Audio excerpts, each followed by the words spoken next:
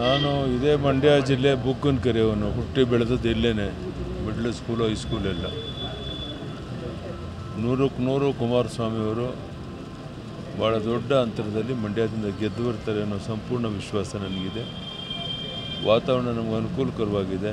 ಇಡೀ ದೇಶದಲ್ಲೇ ಮೋದಿ ಪರವಾದಂಥ ಅಲೆ ಇರೋದರಿಂದ ಎಲ್ಲಿ ಕೇಳಿದ್ರು ಮೋದಿ ಮೋದಿ ಅನ್ನೋ ವಾತಾವರಣ ಇವೆಲ್ಲ. ಮತ್ತು ಸ್ವತಃ ದೇವೇಗೌಡರೇ ಎಲ್ಲ ಕಡೆ ಓಡಾಟ ಮಾಡ್ತಿರೋದ್ರಿಂದ ಮಾಜಿ ಪ್ರಧಾನಿಗಳು ಇದೆಲ್ಲವೂ ಸಹ ನಮ್ಮ ದೊಡ್ಡ ಶಕ್ತಿ ಬಂದಂತಾಗಿದೆ. 100ಕ್ಕೆ 100 ನಾವು ಗೆಲ್ತೀವಿ. ಸರ್, ಕುಮಾರಸ್ವಾಮಿ ಅವರ ವಿರುದ್ಧ ಕುಮಾರಸ್ವಾಮಿ ಅವರ ಹೊರಗಿನವರು ಅಂತೇಳಿ ಒಂದು ಆರೋಪವನ್ನು ಕಾಂಗ್ರೆಸ್ ನಾಯಕರುಗಳು ಮಾಡ್ತಾ ಇದ್ದಾರೆ ಸರ್. ಆ ಥರ ಆರೋಪಕ್ಕೆ ಯಾವುದಕ್ಕೆ ಬೆಲೆ ಇಲ್ಲ.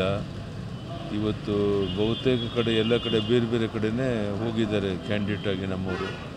ಆದ್ದರಿಂದ ಈ ರೀತಿ ಆರೋಪಕ್ಕೆ ಯಾವುದೇ ಹುರುಳಿಲ್ಲ, ಅದಕ್ಕೇನು ಬೆಲೆ ಏನಿದೆ.